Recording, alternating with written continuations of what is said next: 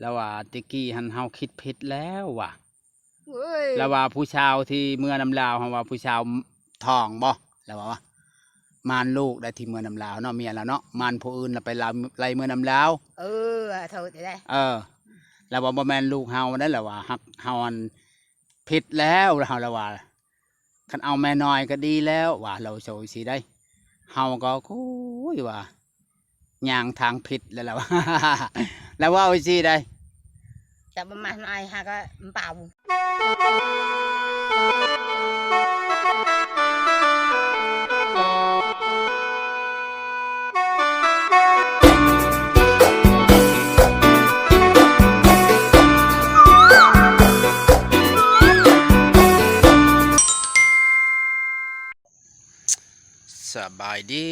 สบายดีพี่น้องมื้อนี้ก็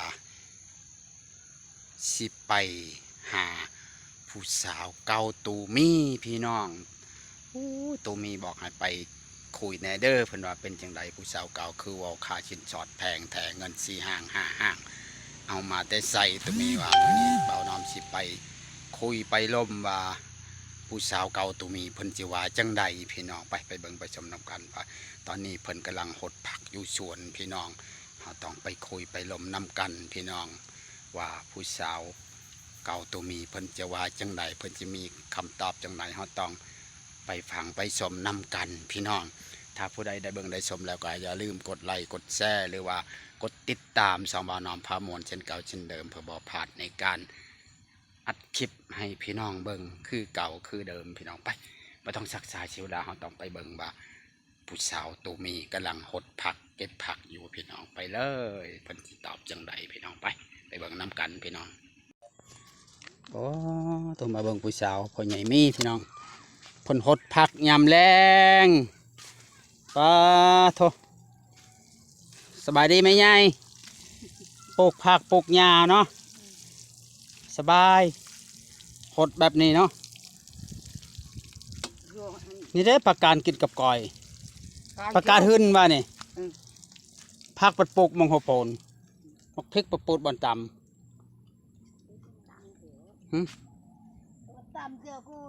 ตกปลูกเจอโพนว่ะอันนี้ผักชีลาวปลาออมใส่ปลาแกงออมกบเขียดแซ่บได้ผักชีนี่ไผ่คายเขียดจะเชื่ออะไรไม่ได้ชาวพัดข้าไทยเห็ดทงชาวพันบ่จักโตฮอดบ่สาวโตปัวตุโกบ่ฮอดดอกสาวเนาะใช้ยาเลยฮอดนี่เอ้า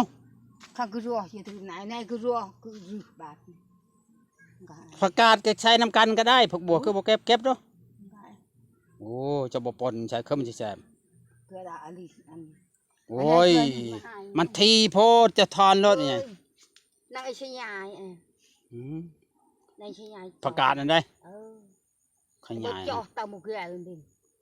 ขยายจำผักกาดจ่อปั่นปรุงนะมาขยายแบบใดอีกสำเนียงก็ทอนกินแล้วชยายอ่อนบ่ช่วยก็ชื่อปลูกไม้อีกแหละโว้โตปุ๊บไปจิขยายมันยังมันเป็นแล้วก็ทอนกินแล้วก็ปลูกต่ออีกเอ้าแบบนั้นเลยจ่อปั่นเกลือ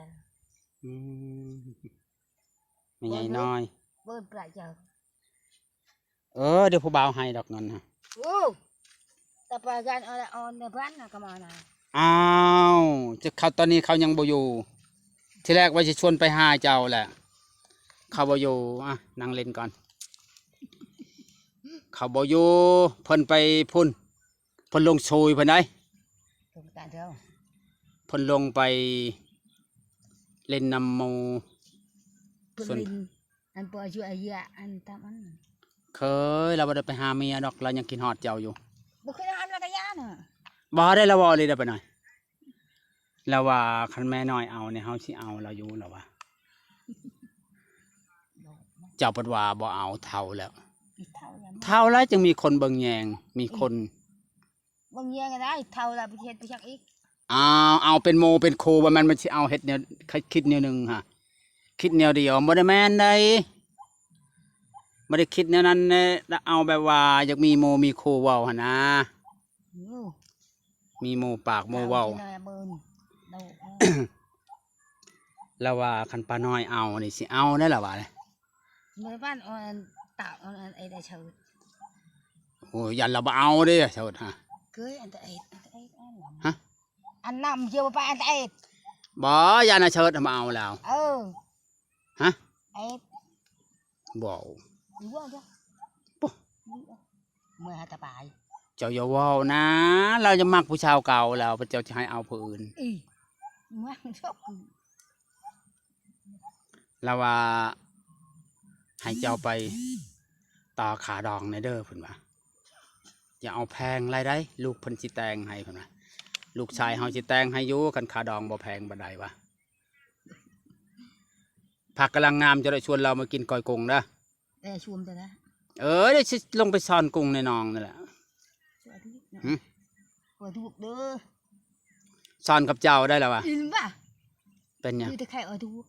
ทอนในประกาศมันงำผักโบหัน น่าเอกจ่าเลยนั่งก็บ่ใช่ใหญ่นี่ โว้ยทอนโลดเดี๋ยว ต่างๆชื่อโอ้ยใช่ใหญ่ มันงำมันนั่นผักบัวฮะ คือใช่ใหญ่น่ะก็แย่แล้วเปิดเจ้า นั่งเล่นก้อนจังน้อยจังคืนป่ะ อันตาเจ้าตาจ่า บ่คำนะฮะก็คอยสิถามเจ้าแล้วก็เทินคอยมาฮอดมาจอดเทิงแล้ว ว่าเอาเวอลี่ได้ đầu rau แล้วให้ถามเจ้าละว่า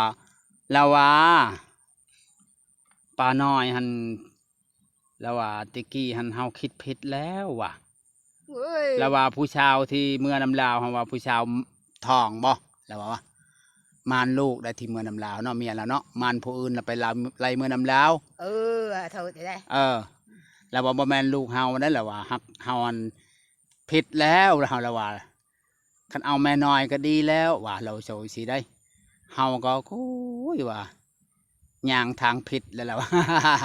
แล้วว่าสิได้ แต่ประมาณไอ้ฮะก็เปล่าเบา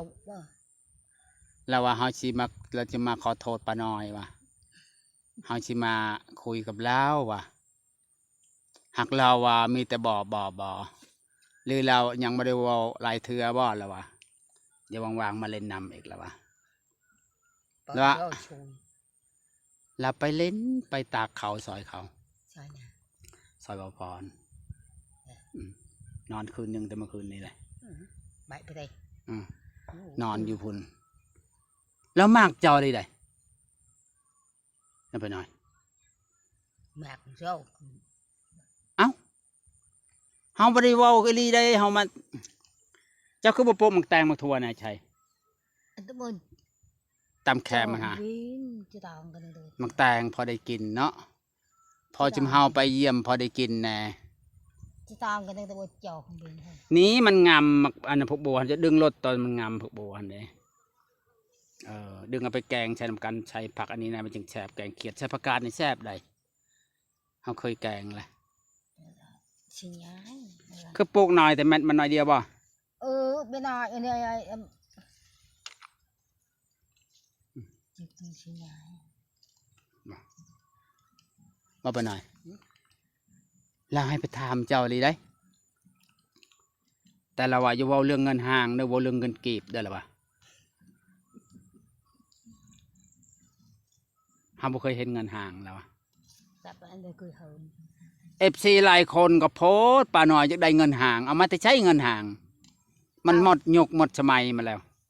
bao nhiêu 10 triệu เอาบ่อึดก็เงินเขามันเข้าหานมาแล้ว อยู่ในเฮือนเฮามันบ่มีเขาขายเขาหานมาแล้ว ให้ไปซื้อเอาติ chứ ไปซื้อปันเขาสิขายเงินห่างเขาบ่ขายได้ tập มันเป็นเงินแบบว่า เขาเอาไว้เป็นมรดกเขาแล้ว เขาสิขายเห็นหยัง ý chết thế เป็นของมูลของหมังเขาบ่ขายได้ มีแต่เอาเงินกีบนี่แหละไปขอเจ้า Ồ, ngay tìm xe lan เอ้าเจ้าอยากได้จักล้านเฮ้ยบ่ tao 2 lan ปอ mà lan tao ว่าแพงขนาดนั้นเลยติ บ่ลดเลยบ่ tao 25 ล้านมีหยังแหน่ มีอันนั้นต้องแค้นมีโอ้มีถ้วยมี มา บ่นั่นหาเข้าใจแล้วเบิ่งลูกอีแหละนางก้อนให้ แล้วก็ มัดงัวควายได้จ้ะ ก็งัว งัวเนาะ เป็นงัวตาย ควายบ่มีเนาะควายเนาะกันควายหันหัดเลิกกับเทมปากันเนาะควายเนาะคันงัวเป็นงัวตายน่ะต้องมีอยู่แล้วหิดเนาะ เออ งัวเป็นงัวตายงัวเป็นในงัวเป็นงัวตายบัดแตงดองนี่ล่ะว่าจังไดบ่แม่นบ่ บัดแตงก็บ่แตงกันยังบ่ทันเชียร์ว่างัวควายเชียร์แต่เงินน่ะเนาะสมมุติว่า25ล้านเนี่ยสมมุติเอาแล้วเฮาบ่ได้ว่าเฮาสมมุติก่อนใดสมมุติว่า25ล้านแล้วไปทอกจัก10ล้านเนี่ยค้างไว้15ล้านนี่ได้บ่ซำนี้เฮาสมมุติได้บ่แม่นสิเว้าตัวจริงได้แบบสมมุติไปก่อนหั่นนะสมมุติว่าไปคอไปหยังไรว่า10ล้านหั่นนะค้างไว้ก่อนจัก15ล้านบัดนั้นเฮามีบัดนั้นจะค่อยมาเทมาทอกใหม่ก็สมมุติว่า ไปได้ชื่อมัวเมียเต้าเถอะ บ่ชวนนครจังหนาแต่งก่อนไหนจังเชียร์ตอนนั้นเองฮะข้าแต่งแล้วมาทอกมัดแบบนี้ฮะนะจนว่าเฮาอยู่เอาเป็นเฮือนเป็นชันเฮาแต่งแล้วบัดนั้นเฮาจะทอกมัดว่าไง15ล้านน่ะนะเป็นชาวห้าแบบนี้ได้แล้วว่าก็แบบนี้เลยเขาเอากันก็แบบนี้สมมุติ30ล้านเขาก็ทอก15ล้านเจ้าบ่เห็นนะก็ค้างไว้บัดแต่งเขาก็ทอกมัด ไอ้ตลาดแอนไปใจ อ้าวเขาก็มีแล้วว่าเว้าเขาก็เว้าบักเอาไว้ก่อนแบบว่าบ่เพื่อต่อเพื่อหยังว่า เจ้าเต้าเจ้าไอ้ก็อยากบองนามา อ้าวโว้พื้น อายุ โว้ จน พื้น 50น้องอ้นเอ้ก็อยากน้องกึมอ้นเอ้ก็อยากมันก็หึนดิ 50 60เขายังเอาเลย อี50ก็ตามอะไรคือว่าอะไร อ้าว50ก็เข้าหมักนั่นได้จ้ะพอได้มีโมมีโคเว้าพอมีโมปากเว้าคือเดี๋ยวนี้นะปลูกผักปลูกหญ้าจะปลูกกันแล้วได้กินน้ำได้เลยนี่ คือเจ้าคือบ่ยาก ฮะสมมุติว่าเอากับเราก็ได้กินน้ำแล้วได้นี่แกงใส่กบใส่เขียดก็คักแล้วเด้ก็กิน2คนมันก็แซ่บกินผู้เดียวมันจะแซ่บบ่ ปะนะก็แอน การแต่งงานบ่แม่นว่าสิคิดจะเนี่ยเดียวคิดว่าเฮามีโมมีครูปากเว้าแบบนี้ชนมคนี่10ล้าน ตาอันโทติไปแล้วบ่ก็อยากเดาว่า 10ล้านโมตัวหนึงเนาะสมมุติ แน นี่ วก็ตาเบื่อแจมนึก นะเราแข็งแรงเราเฮ็ดดอกจำเบียก อ เราเฮ็ดคู่มืออย่างใดเรามีเมียเราก็ครึ่งคังปิงปังแหละเว้า ถึงก็ชอกไอ้จอยปะบ่ บ้าเราแข็งแรงได้เราเฮ็ดให้นะโอ้ป้าน้อยดุมันและปานนาว่า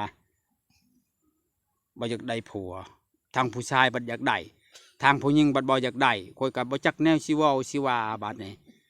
โอ้ ตรงมันข้างคือเท่าคือไอ้ตาเด้อ อ้าว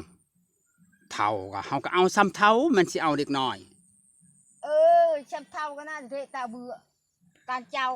ไอ้ก็อยากคืออะไรแจมเมื่อยเบรกเบรกไอ้ อ้าวเป็นหยังเขาบอกเกลือนะพ่อกับ แม่ แม่ ก็ว่าอะไรบาด ไผสิไปทิมให้พ่อแม่ตายเว้า มันเดืออะไรเท่งกับเบอร์นั่นไง บ่ทิมนะเคยเขาสิทิม จับอะไรจะทิมมันจะเคยเฮิมบ่ บ่นะ มึงจะว้าว สมมุติเอานี่ก็ทอกสัก10ล้านคันมาขอ10ล้านหมูตัวหนึงถ้วย15ใบไก่15โตะบัดแตงพุ่นล่ะว่า เนาะมีแต่กินแต่โมคันมือขอแม่นว่าสมมุติเอาหั่นนะสำนี้เนาะสมมุติว่าแต่งแล้วก็ประมาณ25ล้านก็ทอกอีก15ล้านถ้าว่าจบอยู่นำกันได้ เจ้าอะไรน่ะแกบึงคุยอะไรน่ะแกบึงคุยเตา อ้าวเราอยากได้เห็นได้ก็ให้มาถามอีกเด้อว่าน้อมเด้อว่าป้าน้อยเราสิเอาอีกว่าให้เราตกลงเด้อว่าลูกเพิ่นได้สิขอให้ได้ลูกชายเพิ่นอยู่กรุงเทพเพิ่นว่าใครพอจะได้มือคู่กะอย่าเอาแพงแล้วเด้อพ่อเด้อลูกชายลงน้อยนี่ ไอ้กันคุยวินในชดา เลิกกันเลยเด้ ลูกหา เลิกแล้วจนลงเทพแล้วจนปันดินดอนตอนหญ้าจนปันแล้วได้ลงกรุงเทพไปหาเงินแล้วจะเฮ็ดเฮือนให้พ่ออยู่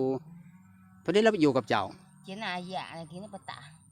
โอ้ยเมียเราเลิกกับเราทิมจักผิดจักยังเฮาบ่ฮู้ผิดได้ มันก็อันกีกับบางนายเจ้าไรแต่อันเดียวการตีอันเจ้าไรแต่ อ้าวลูกกับพ่อว่าเช่นนั้นได้กับหน้ากับปันทั้งเขากับปันลูกไม้เรากับปัน ปั้นก็เลย